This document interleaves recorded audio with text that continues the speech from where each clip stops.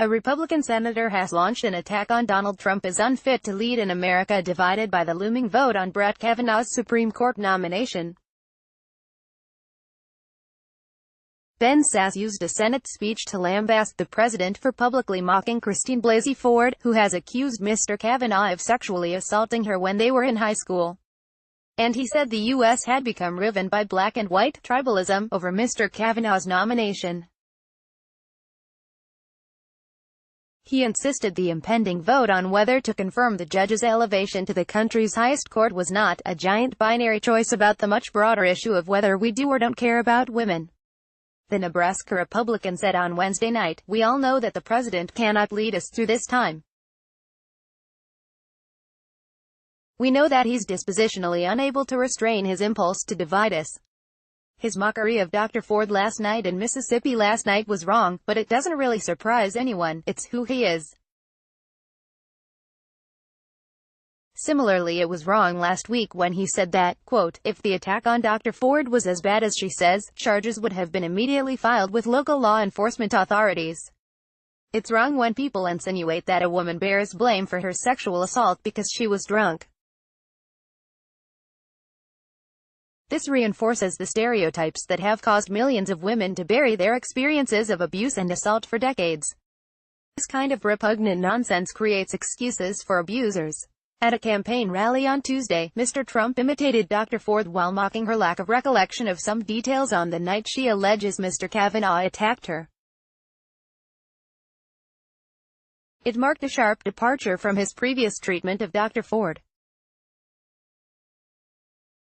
While making clear he still backed his nominee, the president had described his accuser as a very credible witness. Lindsey Graham says he would renominate Brett Kavanaugh. In his address on Wednesday night, Mr. Sasse, a member of the Judiciary Committee, said he had urged the president to nominate a woman to the Supreme Court before Mr. Trump announced he was picking Mr. Kavanaugh on the 9th of July, but did not say who in particular he had suggested. "Although I've said many complimentary things about Judge Brett Kavanaugh and his distinguished record of 12 years of service on the D.C. Circuit Court, I will say I urged the president, back in June and early July, to make a different choice before he announced this nomination," he said. "I urged him to nominate a different individual. I urged the president to nominate a woman. Part of my argument then was that the very important Me Too movement was also very new and that this Senate is not at all well prepared to handle potential allegations of sexual harassment and assault that might have come forward. This was absent knowing a particular nominee. Observers have cast doubt on whether Mr. Sasse will run for re-election to the Senate in 2020 following his claim earlier this year that he considered leaving the Republican Party every day. Created with sketch. It came as senators prepared to review the results of an FBI background investigation into Mr. Kavanaugh, following a string of sexual assault claims against the nominee. A copy of the agency's probe will be made available at a secret Capitol Hill location.